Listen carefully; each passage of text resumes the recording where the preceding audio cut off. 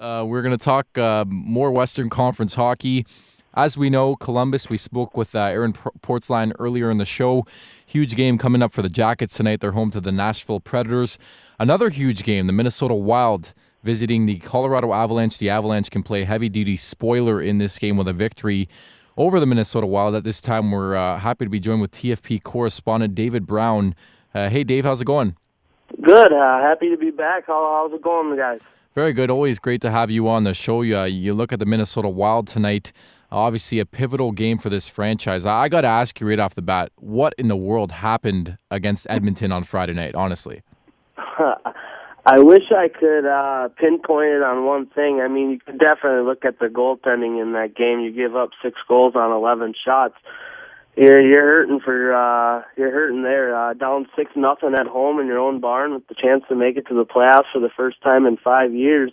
You're out shooting the opposition by about 20 shots and you're chasing 6. That's not fun, and the fans turned on the boys pretty quickly. David, is there any fear of last year creeping in the way the season ended last year, and to have a kind of replay of last season? Is there any trepidation by the team going into Colorado, which is a team they should absolutely beat, has nothing going on? Is there any fear that there's kind of a hangover from last night's game? For some of the guys, I think that's definitely the case. I mean, they started off 27-3 last year, and were in first place and getting talked. But I mean, some of these guys just weren't on that team last year. You look at the guys like Parise and Suter and just the Coyles and the Zuckers and the kids and things like that. And I think for the coaching staff and then the guys who were on the team last year, the Setaguchis, the Cullens, the Clutterbucks, I think it has. But I mean, you want your big guys to step up, and in the month of April, when the struggles really started for this team, Suter, Koivu, and Parise are combined minus 19, and that's just not going to get it done down the stretch when everyone's fighting for their lives. And Dave, you talked about you tweeted yesterday that Mike Yeo said that basically Suter for the Norris and Brodin for the Calder was a layup. Now, I don't necessarily agree with that, but your thoughts on those two players and the potential to win those 2 trophies? Yeah, you know what? I was surprised he said that, and I think he got caught off guard a little bit, because then right after that he's like, well, maybe we should definitely hold up on these questions till after the season is over, because we have bigger fish to fry right now. Mm-hmm.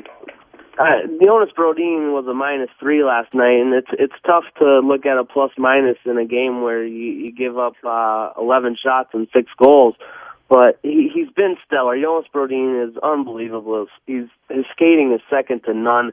His gap control is world-class, especially for a 19-year-old. He's been fantastic. This team would not be fighting for the 8th seed right now or the 7th seed without him. I can guarantee you that. It's tough to say he definitely deserves the Calder when you got guys like Brandon Saad who are just tearing up the score sheet in a short season. I mean, he's a rookie too. He's facing the same different obstacles as Brodin is. You look at Suter, he's definitely the MVP of this team. The defense has been a struggle for the Wild, and he's poised. He's mentoring Jonas Brodin, and he's a leader on and off the ice. And I was surprised to hear him call a tap-in, especially the fact that, Suter's plus-minus isn't as high as guys like PK Subban, and his goals and the points aren't that high. He's definitely one of the MVPs of this team, and I think he definitely deserves. They both deserve consideration for those two awards. But if you're just looking at the stats that usually get the awards, they probably don't measure up against the people they're going up against. Now, I know it was just Michael Granlund's first year in the National Hockey League, but I, like many, picked Michael Granlund to be a guy for the Calder debate. But quite frankly, it hasn't come to fruition.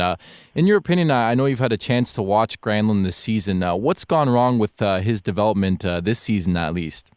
It's funny you bring up his name. I was just thinking to myself, what has gone wrong for this team?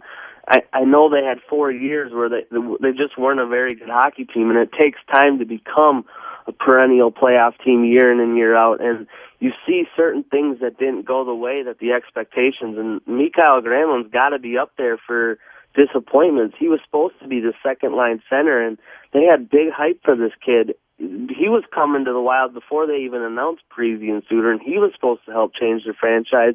Here they are in a must-win game on the final game of the season, and they're calling up two guys from Houston, one of which is Stefan Veilleux, who hasn't played a game all season, and the other is Jason Zucker. So you start to wonder when the panic attacks are coming in and you're not even looking at the guy you thought was supposed to be a Calder hopeful.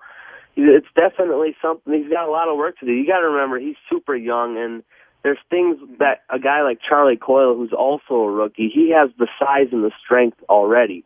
Mikael Granlund's a little undersized. His speed's not there. I will say his progression has come a long ways. I look back at his first couple games, and he would disappear. He would be a defensive liability. The last few games, he was getting better. I know the game he got sent down afterwards, he had a neutral zone power play penalty that led to a costly goal, which led to his demotion to Houston. But I think he'll end up being a good player, but definitely his size and speed and strength are things he's going to need to work on to be good at the NHL level. Dave, assuming the Wild shrug off last night, let's assume Detroit goes into Dallas and does what they had to do. Any shot for the Wild to beat Chicago as an 8 seed? That's tough. I mean, that's what makes sports so good. You have to play the game. You look at the game last night between Edmonton and Minnesota. Edmonton, I think, has won one game in the XL against Backstrom. Backstrom last Sunday, he's never lost after being pulled and since like 2008, and he loses to Calgary at home. Those are the types of things that hockey can really bring out. The Kings were the 8 seed last year, and they ran all the way and won the Stanley Cup, and they could barely score a goal for 2 months of the season.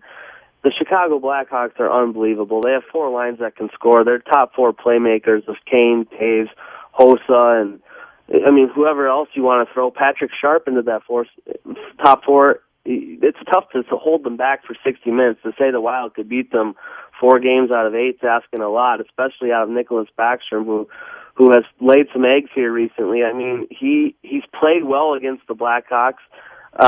In the last game, they lost 1-0, and you look at 2 games like that a couple weeks ago. Backstrom loses 1-0 to Chicago and then 2-0 to St. Louis. If you're looking for good performances from your goalie, those were it. Now he's starting to struggle again.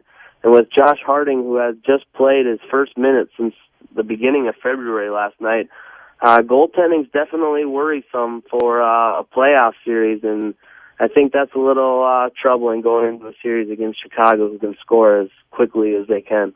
Our TFP correspondent in Minnesota, Dave Brown, is on the line. Dave, obviously, you look at what happened on Friday night, a 6-1 demolishing by the Edmonton Oilers. How do you expect Minnesota to come out tonight? That's a tough question. I mean, I would like to say you should feel confident in saying that they're going to beat the last team in the Western Conference handily when they're playing for the playoff lives. Meanwhile, Colorado had their goalie call them out 2 weeks ago or a week and a half ago about having their trips to Vegas already planned out, talking in the locker room about going to Vegas.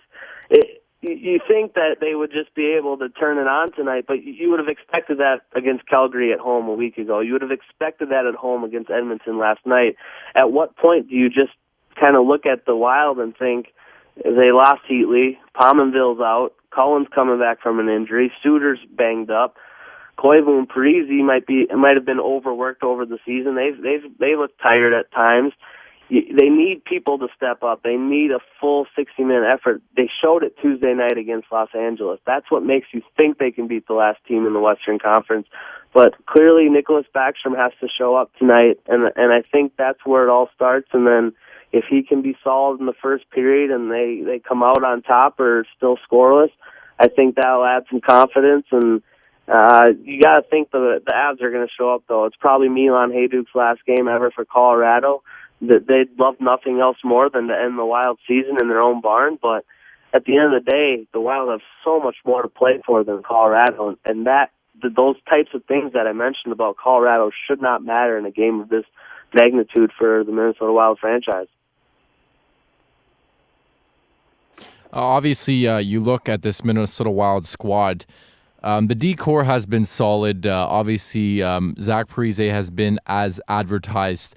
Who do you think needs to step up? Because obviously, guys like Danny Heatley is done for the year. Jason Pominville concussed right now. Who needs to step up on that forward group to sort of solidify things for Minnesota? Yeah, I think you nailed it on the head. You know what you're going to get out of the first line from Parise, Koivu, and Coyle. I think them getting a quick goal would be huge. The Cullen and Setaguchi tandem has to step up again. I mean, when they went on that 7-game win streak back in March and were on a tear, it was because of those two. You start getting another line going, and that takes pressure off Koivu and Parise, and then they can start getting back onto their game and start finding the score sheet. I think Setaguchi and Cullen, they have to step up. You need to have those top six have to be good. They have to be creating offense shift after shift after shift. I mean, if Cullen and Setaguchi are getting bottled up in their own end, and all of a sudden you expect your first line to come out, not only are they expected to get the puck out of their own end, they're expected to be the scorers too. I think that's just been a lot on the shoulders of Koivu and Parise in April, is missing that Cullen and Setaguchi tandem.